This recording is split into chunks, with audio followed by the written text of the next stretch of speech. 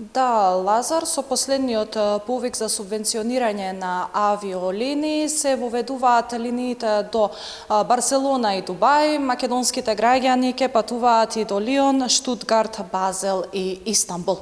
Што ова ќе значи за авиосообраќајот, какви се очекувањата, разговарам во овие вести со вице-премиерот и министар за транспорт Александар Николовски. Благодарам за гостувањето во вестите. Благодарам на можноста и поздрав на сите што не гледаат. Така. Овие авиолинии, како што претходно најавивте, се субвенционираат и по нов модел. Една од причините заради која што тоа го направивте е да се привлечат и повеќе патници. Па, што се очекува? Точно, ние утврдивме дека во изминатите години, за жал, и бројот на летови, и бројот на патници кои што доаѓаат на двата македонски аеродроми беше намален, иако некаде во првата декада на 21. век македонските аеродроми веќе почнаа да растат, а во втората декада веќе беа најдобри во регионот, веќе гледаме дека во третата декада за жал почнуваат да заостануваат и позади аеродромите во регионот, да не зборувам и позади поголемите аеродроми. И затоа решив да дадеме комплетно нов пристап на целата работа. Имено утврдив дека се давале субвенции за заменување од Македонија, што мислам дека не е нашата цел е да луѓе доаѓаат во Македонија. И затоа првата промена е што даваме субвенции за патници кои што доаѓаат во Македонија и на тој начин сакаме да го зголемиме бројот на туристи кои што доаѓаат. Второ, веќе нема субвенции по компанија, туку имаме субвенции по дестинации. И трето, ги зголемивме вредностите на субвенции. Ако претходно беше субвенцијата која што се даваше некаде околу 4,5 евра од Охридскиот аеродром и некаде околу 6 евра од Скопскиот аеродром, ние зголемивме на 9 евра од Скопскиот аеродром и на 12 евра од Охридскиот аеродром, затоа што и треба да го промовираме Охридскиот аеродром како туристичко место со цел што повеќе туристи да доаѓаат таму. И првите резултати веќе се гледаат. На првиот повик веќе имаме добри вести, 6 нови дестинации. За мене најзначајна е дестинацијата Истанбул-Охрид, на која што ќе оперира една од најголемите светски компании Turkish Airlines. Сметам дека е најзначајна затоа што новиот Истанбулски аеродром не само што е најголем аеродром во Европа, туку е аеродром со најмногу конектинг летови, односно аеродромот каде што најлесно се проложува во остатокот од светот. И мислам дека ова ќе го отвори Охридскиот аеродром за бројни туристи кои што сакаат да дојдат не само од Турција, туку од цела Европа, ако сакате и од цел свет, а за македонските граѓани, како и за граѓаните од Албанија, затоа што е блиску и до Албанија, ќе значи можност за лесно патување во светот, не само во Турција, туку и во остатокот од светот, и мислам дека ова ќе даде нова димензија на Охридскиот аеродром и воопшто на туризмот на Охридското езеро и во Струга и во Охрид.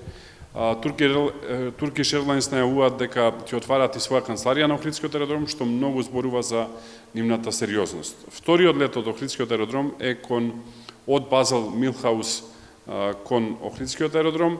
Тоа е многу значајно затоа што тоа е така наречен европски аеродром, аеродром кој што го делат три држави, го делат Швајцарија, Франција и Германија.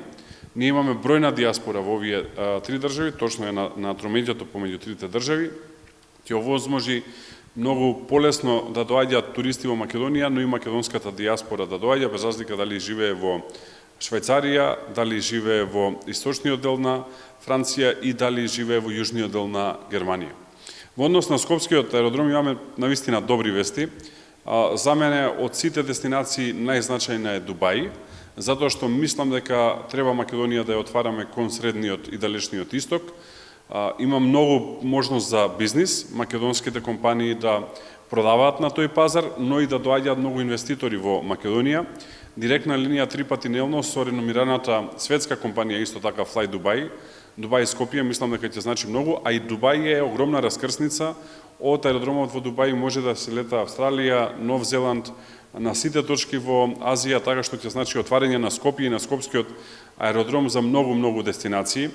Секако тука е многу атрактивната дестинација Барселона, која што сум сигурен дека ќе користат многу македонци кои што ќе сакаат да летуваат во Шпанија, но исто така сум убеден дека ќе користат и многу туристи од Шпанија. И да нагласам, ова нема да е сезонска, туку тие е целогодишна линија.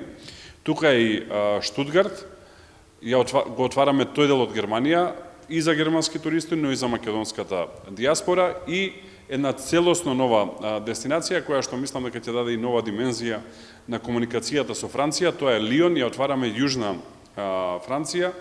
На тој начин се отвара и Азурната обала, но исто така се отвара и можност бројни француски туристи да доаѓаат во Македонија. Сцена се, мислам дека имаме одлични вести. Сигурна сум дека ова се одлични вести за граѓаните, затоа што неретко и коментарот е дека е предизвик можеби да се стигне до одредена дестинација од Македонија, но секако дека оној што ја интересира јавноста би било тоа, можеби не можете да кажете точно, но од прилика некоја рамка, дали имате како би се движеле цените на летовите? Цените треба да се пристојни, знаете дека со корона кризата и со инфлацијата веќе летови за 20-30 евра нема, но она што мислам дека е реално е да имаме летови кои што ќе движат некаде помеѓу 40 и 60 евра. Имајте предвид дека сериозна субвенција даваме, што мислам дека ќе се сложат сите една пристојна цена за патување. Она што исто така мислам дека е значајно е дека ќе имаме втор повик, затоа што има веќе интерес. Некаде во месец ноември ќе имаме втор повик и очекувам најмалку уште 4 до 5 нови дестинации кон Скопскиот и Охридскиот аеродром, така што и конкуренцијата ќе го направи своето во однос на цените, но и поголемата можност за патување. Би биле тоа европски дестинации или?